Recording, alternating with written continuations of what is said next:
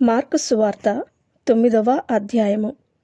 మరియు ఆయన, ఇక్కడ నిలిచియున్న వారిలో కొందరు దేవుని రాజ్యము బలముతో వచ్చుట చూచు వరకు మరణము రుచి చూడరని నిశ్చయముగా మీతో చెప్పుచున్నానెను. 6 దినములైన తరువాత యేసు పేతురును, యాకోబును, యోహానును మాత్రము వెంటబెట్టుకుని ఎత్తైన ఒక కొండ మీదికి ఏకాంతముగా వారిని తోడుకుని పోయి వారి ఎదుట రూపాంతరము పొందెను. అంతలో ఆయన వస్త్రములు ప్రకాశమానమైనవియు మిగుల తెల్లవియు ఆయను. లోకమందు ఏ చాకలియను అంత తెల్లగా చలువ చేయలేడు. మరియు మోషేయు ఏలియాయు వారికి కనపడి యేసుతో మాటలాడుచుండిరి. అప్పుడు పేతురు, బోధకుడా, మనమిక్కడ ఉండుట మంచిది. మేము నీకు ఒకటియు, మోషేకు ఒకటియు, ఏలియాకు ఒకటియు 3 పర్ణశాలలు కట్టుదుమని చెప్పెను. వారు మిగుల భయపడిరి గనక తాను చెప్పవలసినదేమో అతనికి తెలియలేదు. మేఘమొకటి వచ్చి వారిని కమ్మగా, ఈయన నా ప్రియకుమారుడు, ఈయన మాట వినుడని ఒక శబ్దము ఆ మేఘములో నుండి పుట్టెను. వెంటనే వారు చుట్టూ చూచినప్పుడు తమ యొద్దనున్న యేసు తప్ప మరి ఎవరునూ వారికి కనబడలేదు. వారు ఆ కొండ దిగి వచ్చుచుండగా, మనుష్య కుమారుడు మృతులలో నుండి లేచినప్పుడే గాని అంతకు ముందు మీరు చూచిన వాటిని ఎవనితోనూ చెప్పవద్దని ఆయన వారికి ఆజ్ఞాపించెను. మృతులలో నుండి లేచుట అనగా ఏమిటో అని వారొకనితో ఒకడు తర్కించుచు ఆ మాట మనస్సును ఉంచుకొనిరి. వారు, ఏలియా ముందుగా రావాలనని శాస్త్రులు చెప్పుచున్నారే, ఇదేమని ఆయన అడిగిరి. అందుకాయన, ఏలియా ముందుగా వచ్చి సమస్తమును చక్కపెట్టుననే మాట నిజమే. అయినను మనుష్య కుమారుడు అనేక శ్రమలు పడి తృణీకరింపబడి వలనని వ్రాయబడుట ఏమి? ఏలియా వచ్చిననియు అతని గూర్చి వ్రాయబడిన ప్రకారము వారు తమకిష్టం వచ్చినట్లు అతని ఎడల చేసిరనియు మీతో చెప్పుచున్నానని వారితో చెప్పెను. వారు మనుష్యుల యొద్దకు వచ్చి వారి చుట్టూ బహుజనులు కూడియుండుటయు శాస్త్రులు వారితో తర్కించుటయు చూచిరి. వెంటనే జనసమూహమంతయు ఆయనను చూచి మిగుల విభ్రాంతి నుండి ఆయన యొద్దకు పరిగెత్తుకుని వచ్చి ఆయనకు వందనము చేసిరి. అప్పుడు ఆయన, మీరు దేని గూర్చి వారితో తర్కించుచున్నారని వారిని అడగగా, జనసమూహంలో ఒకడు, బోధకుడా, మోగదయ్యము పట్టిన నా కుమారుని నీ యొద్దకు తీసుకుని వచ్చితిని. అది ఎక్కడ వానిని పట్టునో అక్కడ వానిని పడద్రోయును.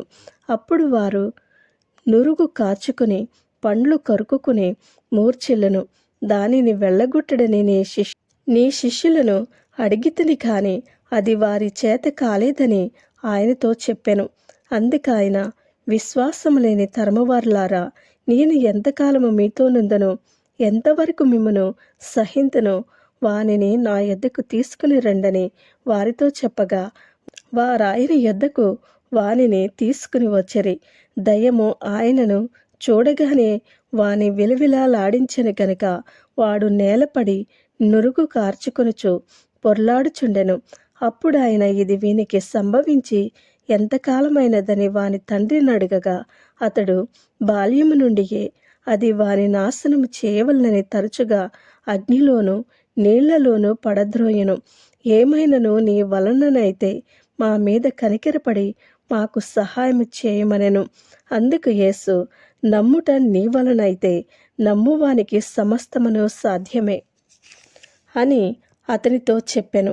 వెంటనే ఆ చిన్నవాని తండ్రి, నమ్ముచున్నాను, నాకు అపనమ్మకము ఉండకుండా సహాయం చేయమని బిగ్గరగా చెప్పెను.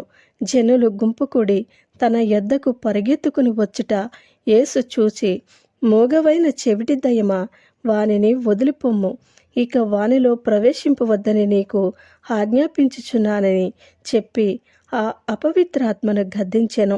అప్పుడు అది కేక వేసి వానినెంతో విలువిలలాడించి వదిలిపోయెను. అంతట వాడు చచ్చిన వాని వలె ఉండెను గనక అనేకులు వాడు చనిపోయిననిరి. అయితే యేసు వాని చెయ్యి పట్టి వాని లేవనెత్తగా వాడు నిలువబడెను. ఆయన ఇంటిలోనికి వెళ్ళిన తర్వాత ఆయన శిష్యులు, మేమెందుకు ఆ దయ్యమును వెళ్ళగొట్టలేకపోతేమని ఏకాంతమున ఆయనను అడిగిరి. అందుకాయన ప్రార్థన వల్లనే గాని మరి దేని వలనైనను ఈ విధమైనది వదిలిపోవుట అసాధ్యమని వారితో చెప్పెను. వారక్కడి నుండి బయలుదేరి గలిలియా నుండి వెళ్ళుచుండరి. అది ఎవనికిని తెలియట ఆయనకిష్టము లేకపోయెను.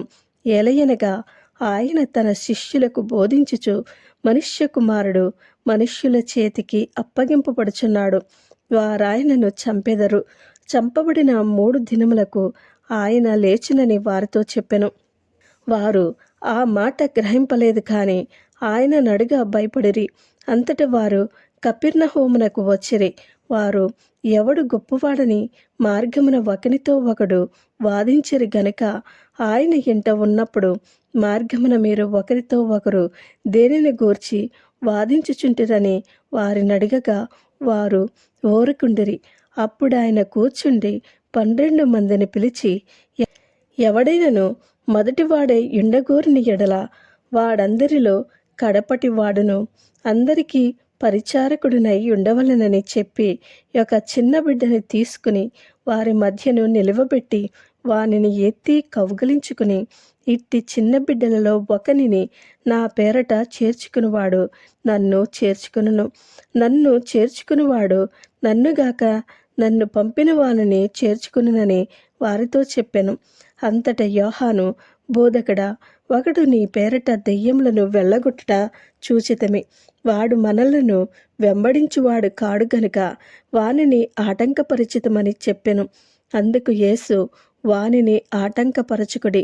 నా పేరట అద్భుతము చేసి నన్ను చులకనగా నిందింపగలవాడెవడునూ లేడు. మనకు విరోధి కానివాడు మన పక్షముగా నున్నవాడే. మీరు క్రీస్తువారని నా పేరట మీకు గిన్నెడు నీళ్లు త్రాగనిచ్చువాడు తనకు రావలసిన ఫలము పోగొట్టుకునుడని మీతో నిశ్చయముగా చెప్పుచున్నాను. నాయందు విశ్వాసముంచు ఈ చిన్నవారిలో నొకని అభ్యంతరపరచువాడెవడో వాడు మెడకు పెద్ద తిరగటి రాయి కట్టబడి సముద్రంలో పడవేయబడుట వానికి మేలు. నీ చెయ్యి నిన్ను అభ్యంతరపరిచిన ఎడల దానిని నరికివేయము. నీవు 2 చేతులు కలిగి నరకములోని ఆరని అగ్నిలోనికి పోవుట కంటే అంగహీనుడివై జీవములో ప్రవేశించుట మేలు. నీ పాదము నిన్ను అభ్యంతరపరిచిన ఎడల దానిని నరికివేయుము. 2 పాదములు కలిగి నరకములో పడవేయబడుట కంటే కుంటివాడవై నిత్య జీవములో ప్రవేశించుట మేలు. నీ కన్ను నిన్ను అభ్యంతరపరిచిన ఎడల దాన్ని తీసి పారవేయము. 2 కన్నులు కలిగి నరకములో పడవేయబడుట కంటే ఒంటి కన్ను గలవాడవై దేవుని రాజ్యములో ప్రవేశించుట మేలు. నరకమున వారి పురుగు చావదు, అగ్ని ఆరదు. ప్రతివానికి ఉప్పు సారము అగ్ని వలన కలుగును. ఉప్పు మంచిదే కాని ఉప్పు నిస్సారమైన ఎడల దేని వలన మీరు దానికి సారము కలుగచేతరు? మీలో మీరు ఉప్పు సారము గలవారై యుండి ఒకరితో ఒకరు సమాధానముగా ఉండుడని చెప్పెను. ఆమేన్.